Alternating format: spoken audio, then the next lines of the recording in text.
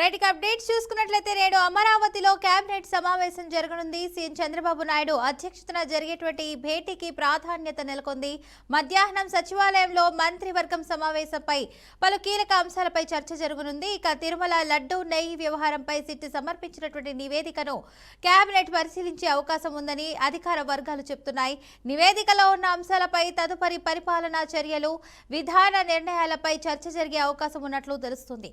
ఇక ఇదే సమయంలో అయితే రాబోయే అసెంబ్లీ సమావేశాల నిర్వహణ, ఎజెండా అంశాలు, బిల్లులు ప్రవేశపెట్టడం వంటి విషయాలపై కూడా మంత్రివర్గం చర్చించనుంది. ఇక రాష్ట్ర ఆర్థిక పరిస్థితి, అభివృద్ధి కార్యక్రమాల పురోగతిపై సమీక్ష జరిగే అవకాశం ఉందని సమాచారం.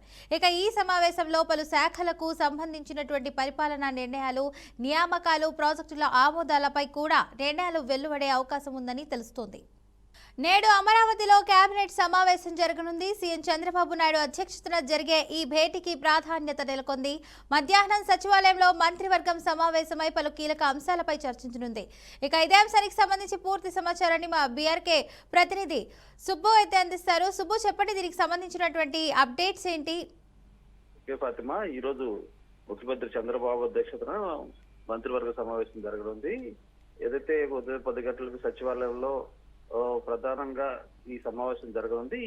ఈ మంత్రివర్గ సమావేశం ప్రాధాన్యత ప్రస్తుతం రాష్ట్రంలో నెలకొన్న రాజకీయ పరిణామాల నేపథ్యంలో ఇప్పుడు మంత్రివర్గ సమావేశం కొద్ది ప్రాధాన్యత సంతరించుకుందని కూడా చెప్పుకోవాలి. ప్రధానంగా భూ కేటాయింపులతో పాటు వివిధ అభివృద్ధి పథకాలు, సంక్షేమ పథకాలపై మంత్రివర్గంలో చర్చ అయితే జరగనుంది. దీంతో పాటుగా శాసనసభ బడ్జెట్ సమావేశాలు కూడా, దీంతో పాటు శాసనసభ సమావేశాలు, బడ్జెట్ సమావేశాలపై మంత్రివర్గంలో చర్చ జరిగే అవకాశం కూడా కనిపిస్తుంది.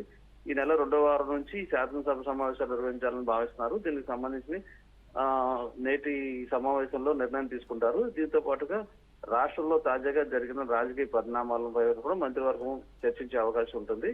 కేంద్ర బడ్జెట్ లో కేటాయింపులు ఏవైతే ఉన్నాయో వాటిపైన కూడా చర్చించి ఎక్కడెక్కడ ఏ బడ్జెట్ వచ్చింది అనే దాని మీద కూడా పూర్తిగా మంత్రివర్గంలో చర్చ జరిగే అవకాశం ఉంటుంది. అంతేకాకుండా ఈ రోజు ముఖ్యంగా ఒక కీలక అంశంపై ఈ రోజు భేటీలో కీలకంగా నిర్ణయాలు తీసుకోబోతున్నట్టుగా కూడా సమాచారం ఉంది. అందులో భాగంగా అమరావతిలో ఆర్టిఫిషియల్ ఇంటెలిజెన్స్ రంగంలో ప్రతిష్టాత్మకంగా విద్యా సంస్థ ఏర్పాటుకు రాష్ట్ర ప్రభుత్వం సిద్ధమవుతున్నట్టుగా కూడా తెలుస్తుంది.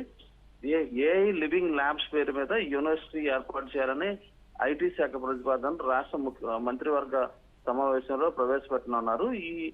ఈ యూనివర్సిటీ ద్వారా అమరావతిని దేశంలో కీలకంగా టెక్నాలజీ హబ్ గా మార్చాలన్నది ప్రభుత్వ లక్ష్యంగా కూడా తెలుస్తుంది. సాధారణంగా యూనివర్సిటీలకు భిన్నంగా ఏఐ లివింగ్ ల్యాబ్స్ యూనివర్సిటీలో పాఠశాల విద్యార్థుల నుంచి కూడా ఆర్టిఫిషియల్ ఇంటెలిజెన్స్ పైన శిక్షణ ఇవ్వనున్నట్టుగా కూడా తెలుస్తుంది. యూజీ, పీజీ కోర్సులతో పాటు ఏఐకి సంబంధించిన ఆధునిక సబ్జెక్టులపై కూడా ప్రత్యేకంగా దృష్టి సారించనున్నట్లు కూడా తెలుస్తుంది. విద్యార్థుల్లో చిన్న వయసు నుంచే భవిష్యత్ టెక్నాలజీ పైన అవగాహన పెంచి దీని ప్రధాన ఉద్దేశంతో ఈ ప్రభుత్వం ఉన్నట్టుగా కూడా తెలుస్తుంది. ఈ యూనివర్సిటీ కేవలం సిద్ధాంతపరమైన బోధన కాకుండా పరిమితం కాకుండా live labs, real time projects, industries ఆధారిత శిక్షణ అందించనున్నట్లుగా కూడా విద్యార్థులు చదువుతున్నప్పటి నుంచే ప్రాక్టికల్స్ అనుభవం పొందేలా కోర్సులు రూపొందిస్తున్నట్టుగా కూడా తెలుస్తుంది. దీంతో పాటు ఉద్యోగ అవకాశాలు, తగిన నైపుణ్యం పొందించే విధంగా ఉద్యోగ అవకాశాలు ఉంటాయని చెప్పేసి కూడా తెలుస్తుంది.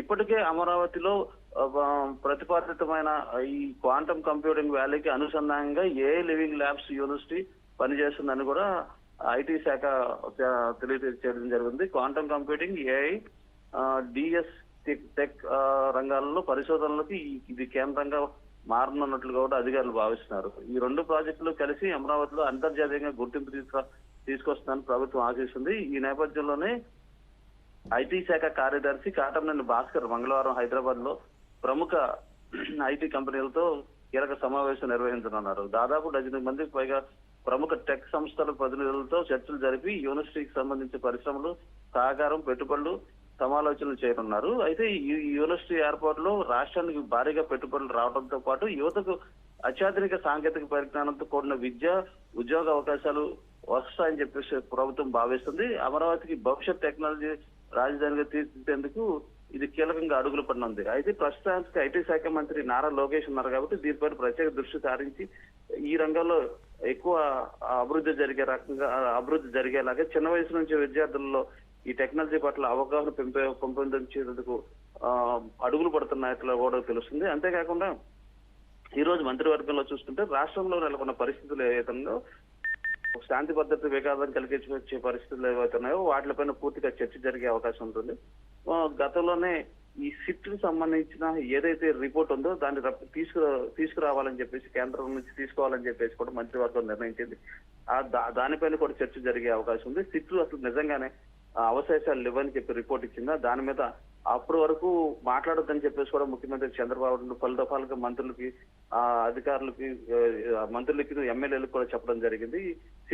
సిట్ రిపోర్ట్ వచ్చిన తర్వాత దాన్ని పరిశీలించిన తర్వాత మాత్రమే మాట్లాడాలని చెప్పడం జరిగింది. ఈ లోపుగానే కొన్ని గందరగోళ పరిస్థితులు నెలకొన్న నేపథ్యంలో నిన్న పోలీసులు ఏదైతే జోగి రమేష్ ఇంటి దగ్గర జరిగిందో దానిపైన కూడా ముఖ్యమంత్రి చంద్రబాబు నాయుడు ఆరా తీయడం జరిగింది. ఆ ఆరా తీసిన నేపథ్యంలోనే నిన్న ఒక రోజులోనే 11 మంది తెలుగుదేశం పార్టీ నాయకులు కార్యకర్తల పైన కేసులు నమోదు చేయడం జరిగింది. అంతేకాకుండా 40 మంది పైన కేసులు చేయడం జరిగింది. టోటల్ గా రాష్ట్రంలో నెలకొన్న పరిస్థితులు ఏవైతే ఉన్నాయో వాటిపైన కూడా మంత్రివర్గ సమావేశంలో చర్చించే అవకాశం ఉంది. అంతేకాకుండా ప్రస్తుతం ఏదైతే పథకాలు అవన్నీ అమలు అవుతున్నాయో వాటిపైన కూడా చర్చ జరిగే అవకాశం ఉంది. అంతేకాకుండా కొన్ని ప్రాజెక్టులకు మంత్రివర్గ సమావేశంలో ప్రధానంగా భూజా టెంపుల్ జరగనున్నాయి. దాంతో పాటు వివిధ అభివృద్ధి పథకాలు, సంక్షేమ పథకాలు ఎలా జరుగుతున్నాయనే దాని మీద కూడా ముఖ్యమంత్రి చర్చించినట్లు కూడా తెలుస్తుంది. Fatima. Right, thank you Subbu for the update.